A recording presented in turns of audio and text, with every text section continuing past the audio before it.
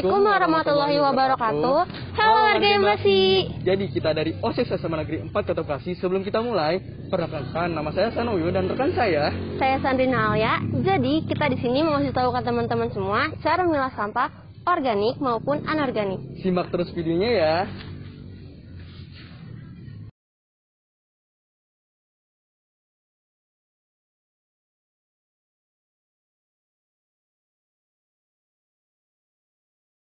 Nah, sampah dibagi menjadi dua. Yang pertama ada sampah organik dan juga sampah anorganik. Sampah organik merupakan sampah yang berasal dari sisa makhluk hidup yang mudah terurai secara alami tanpa proses campur tangan manusia. Sampah organik bisa dikatakan sebagai sampah ramah lingkungan, bahkan sampah ini bisa diolah kembali menjadi sesuatu yang bermanfaat bila dikelola dengan tepat. Tetapi, sampah ini bila tidak dikelola dengan benar akan menimbulkan penyakit dan bau yang kurang sedap hasil dari pembusukan sampah organik yang sangat cepat. Contohnya, sisa makanan, sayuran, daun-daun kering, dan lain sebagainya.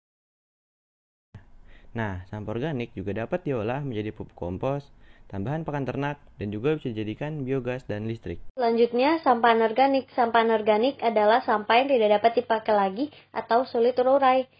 Jika sampah anorganik tertimbun terlalu lama di dalam tanah, maka akan menyebabkan pencemaran tanah dan rusaknya lapisan tanah, serta menyebabkan banjir. Contohnya, kaleng, plastik, dan botol plastik, dan lain-lain. Nah, dari contoh yang sudah disebutkan tadi, sampah anorganik juga bisa diolah lagi menjadi kerajinan tangan yang bermanfaat bagi kehidupan sehari-hari loh, dan juga bisa menambah lapangan pekerjaan serta menambah pendapatan masyarakat.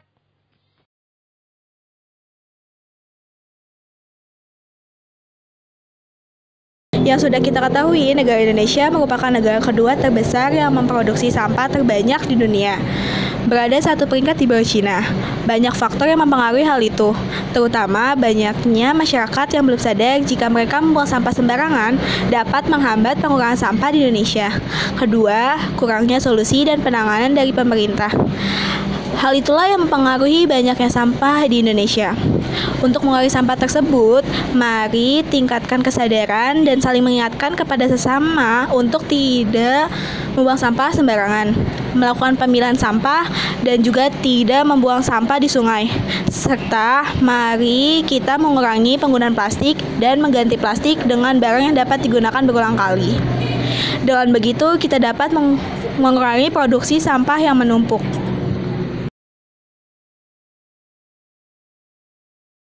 Banyak hal yang bisa kita lakukan untuk mengurangi sampah selain memilah sampah, yaitu yang pertama membawa tas belanja sendiri kemana-mana, yang kedua membawa kotak makan sendiri, yang ketiga mengurangi penggunaan tisu basah, yang keempat menggunakan produk dengan yang dikemas dengan beling kaca atau karton, dan yang kelima bawa botol minum sendiri.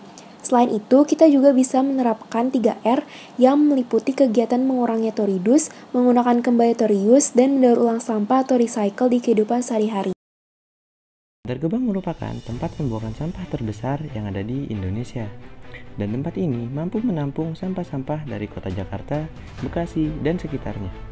Bantar Gebang ini terletak di wilayah Jawa Barat, lebih tepatnya di kota Bekasi. Tempat ini biasanya disebut oleh masyarakat setempat sebagai tempat pengolahan sampah terpadu atau TPST, yang setiap harinya bertambah kurang lebih 6.500 ton sampah. Sangat memprihatinkan bukan?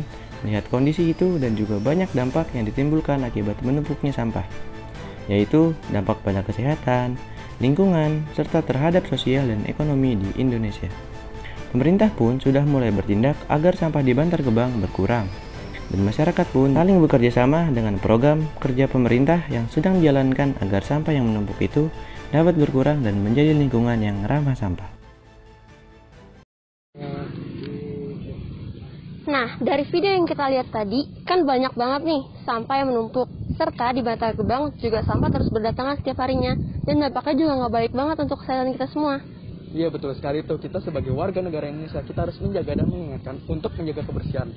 Di akhir video kita punya pantun nih untuk kalian semua. Apa sih pantunnya? Ke taman metik bunga mawar. Cakep! Pulangnya ke rumah Pak Burhan. Cakep! Jangan cuma jadi pelajar yang pintar, tapi juga jadi pelajar yang peduli kebersihan. Sekian dari kami, kurang lebihnya mohon maaf. Wassalamualaikum warahmatullahi wabarakatuh. Kayak